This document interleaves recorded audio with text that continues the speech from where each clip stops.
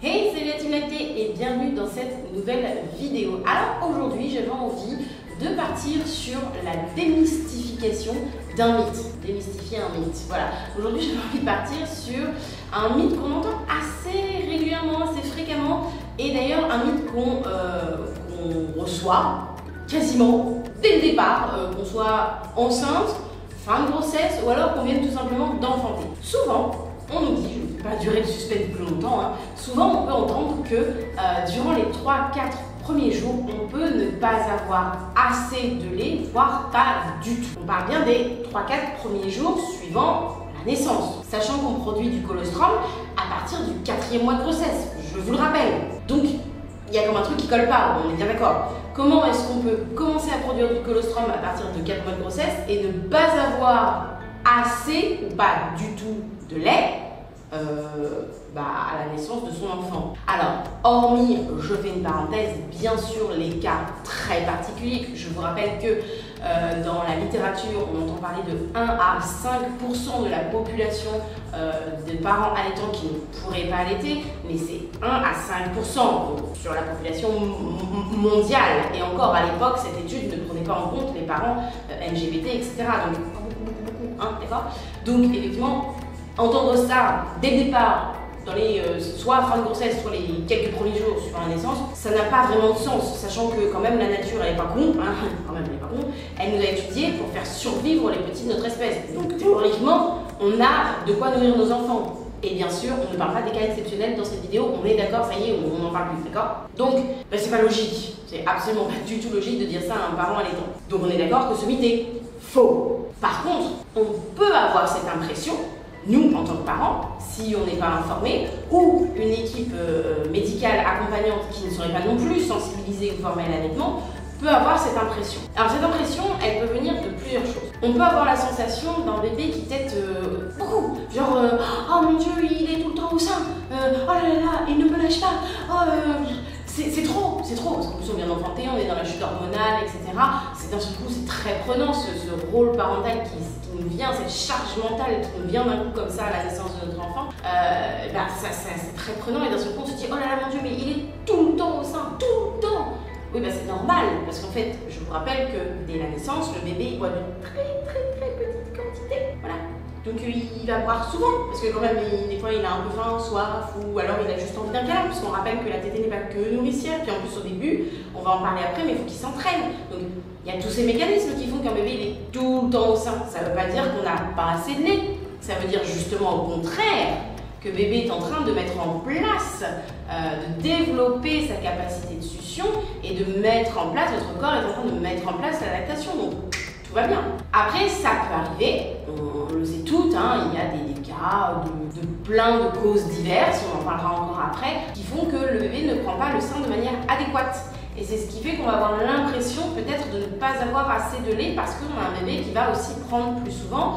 Et puis comme il ne prend pas de façon adéquate, on sent qu'on a l'impression que notre corps ne travaille pas. Et si vous écoutez votre corps, vous allez le sentir. Donc tout ça, ça fait qu'on va avoir la sensation, l'impression de manquer de lait. Mais je le disais il n'y a pas très longtemps, une impression et une sensation ne veulent pas dire que vous manquez de lait. C'est une impression ou une sensation. Et ces impressions ou ces sensations, vous pouvez en discuter avec un professionnel formé à l'allaitement et justement voir avec cette personne si c'est confirmé, parce que des fois notre instinct est très bon aussi, attention, on a un très bon instinct de parent, ou si c'est juste une impression, puis des fois le fait d'en parler, de réajuster des petites choses, bizarrement ça va se mettre en place, on va se sentir un peu mieux. Dans tous les cas, là on parle des 3-4 premiers jours, les 3-4 premiers jours, les quelques premiers jours, les premières heures, on sait très bien, ou en tout cas je le rappelle, qu'il y a très peu de lait. Et c'est normal. Et je parle bien de lait parce que le colostrum, c'est du lait. Je vais le répéter à chaque vidéo, mais le colostrum, c'est du lait. Le premier nom du colostrum, à la base, c'est premier lait. Puisque, je vous le rappelle, j'ai fait une vidéo sur les 3 phases du lait. Il y a premier lait, le lait de transition et le lait mature. Le premier lait, c'est le colostrum. Donc le colostrum, c'est du lait, d'accord? Donc au début, effectivement, dans les premières heures, premiers jours, il y a très peu de lait et c'est normal.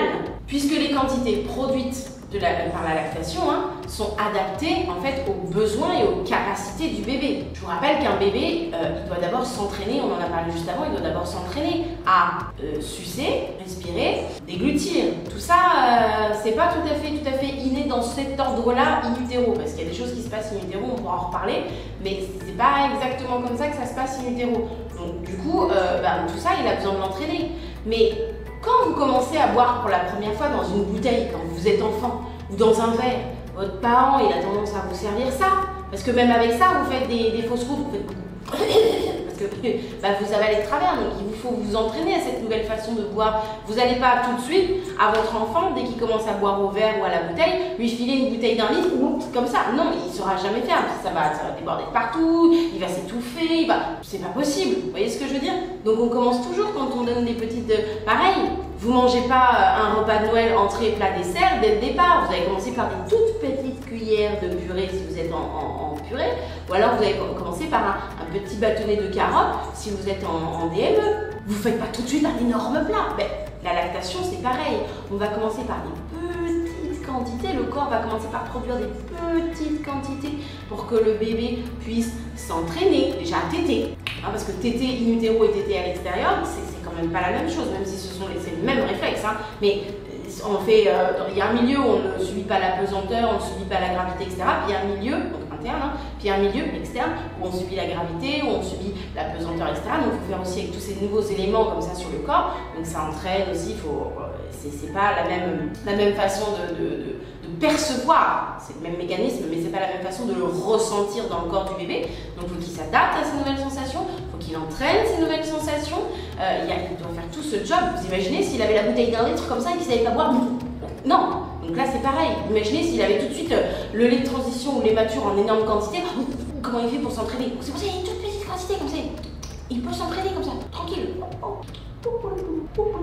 C'est un bébé d'être endormant, Voilà, il peut s'entraîner tranquillement, doucement. C'est vrai qu'on ne produit pas beaucoup au départ et qu'on peut avoir toujours cette impression, cette sensation de ne pas avoir assez. Mais qui est faux, c'est adapté, d'accord? Toutefois, on disait quand même que bébé prenne le sein de façon adéquate, qu'il ait ce qu'on appelle une succion adéquate et qu'il y ait un bon transfert de lait. Et c'est ça, en fait, qui peut amener à penser que, entre guillemets, on va ouvrir des guillemets, bébé est resté au sein plus de 2 heures et pourtant il avait encore faim quand je l'ai retiré. Alors on rappelle en plus que l'allaitement ne sert pas qu'à couvrir le côté nourricier, dès le départ de la vie. Je vous rappelle que votre bébé était tranquille dans son spa privé, pas d'apesanteur, pas de lumière, pas de froid, pas de chaud, pas de machin.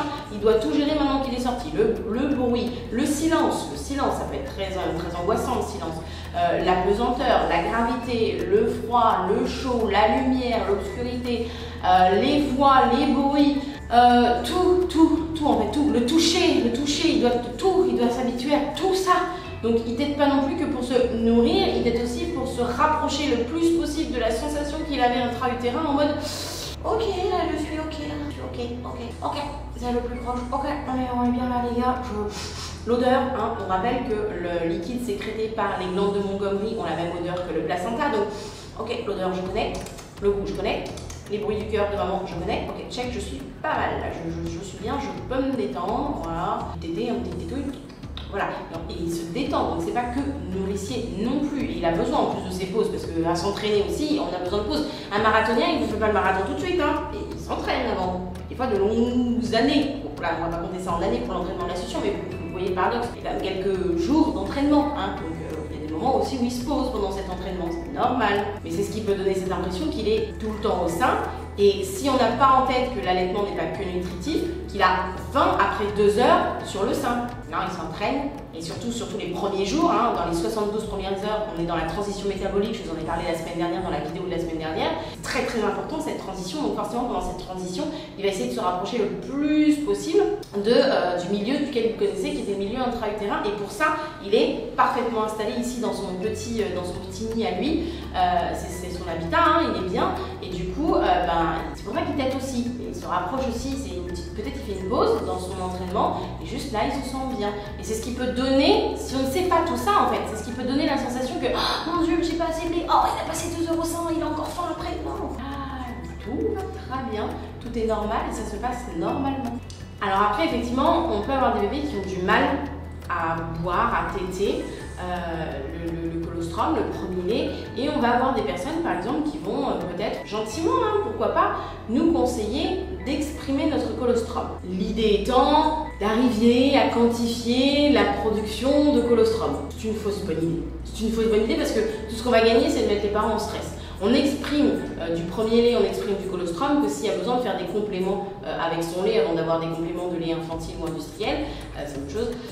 On va exprimer son colostrum effectivement si on a besoin de suppléments de bébé ou si on a besoin peut-être de le titiller un petit peu, faire perler une petite goutte pour l'attirer ou des choses comme ça, mais en aucun cas on ne tire de colostrum pour savoir quelle quantité on produit. C'est absolument ridicule parce que de 0 heure H0 de l'enfantement à H2 de l'enfantement, déjà ça aura changé. De H2 à J1, ça aura encore changé. De J1 à J1 plus 2h30, ça aura encore changé parce que c'est en constante évolution.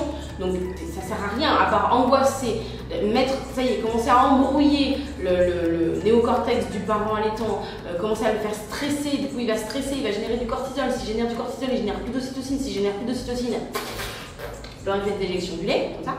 Donc ça ne sert strictement à rien, on est bien d'accord.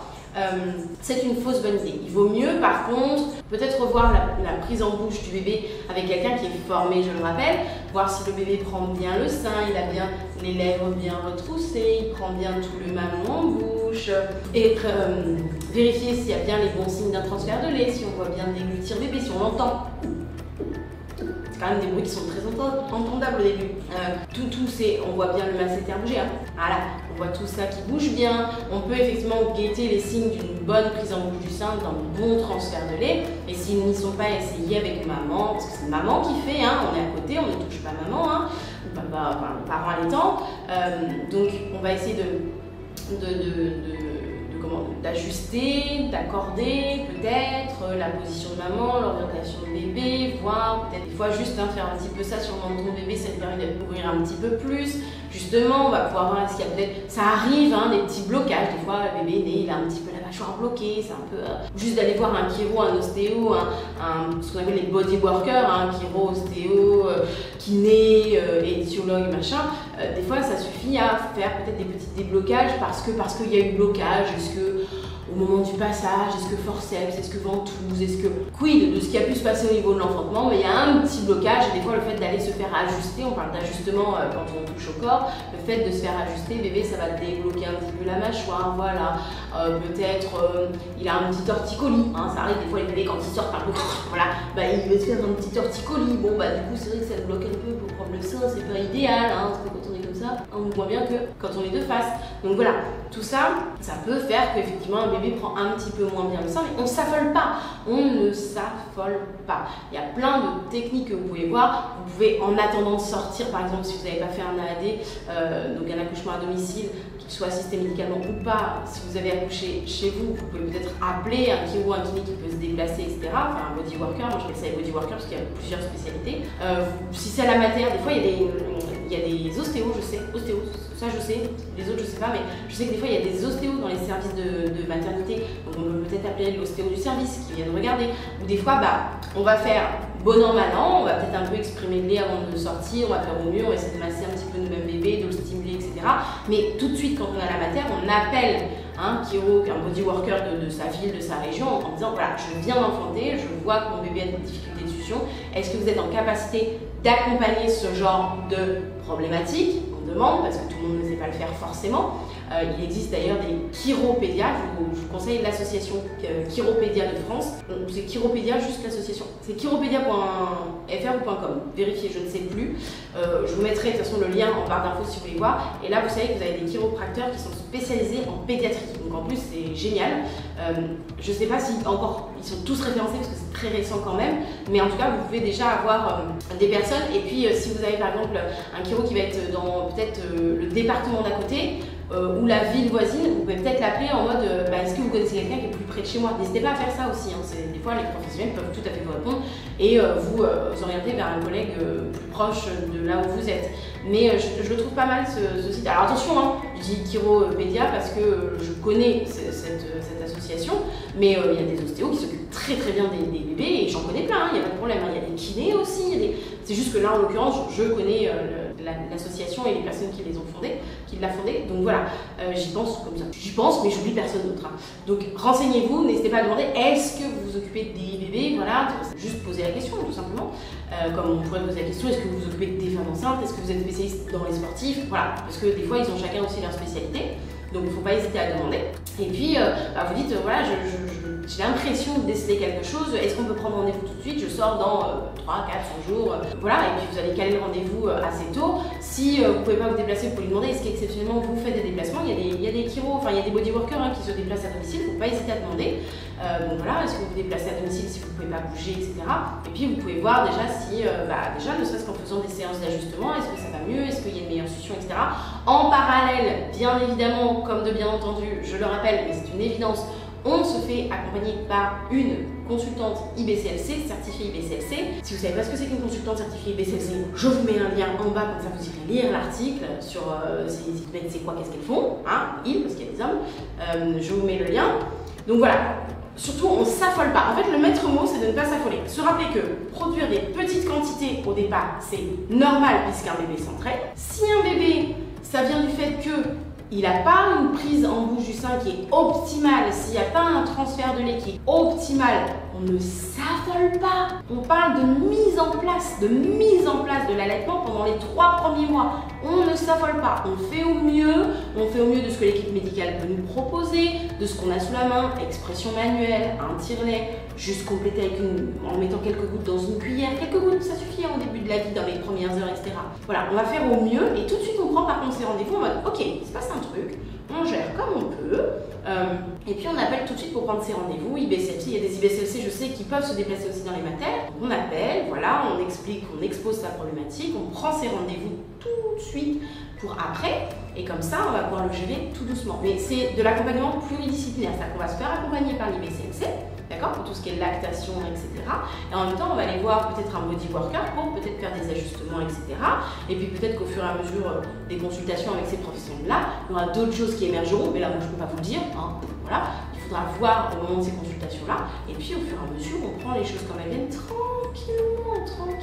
Mais dans tous les cas, il est normal de produire peu. Ça ne veut pas dire que vous manquez de lait. La sensation reste une sensation tant qu'elle n'est pas actée médicalement comme quelque chose de l'ordre d'une certitude. Oui, il y a un manque de lait parce que tatati, mais justement, c'est tatati, qui vont être posés médicalement avec la consultante IBCLC, etc.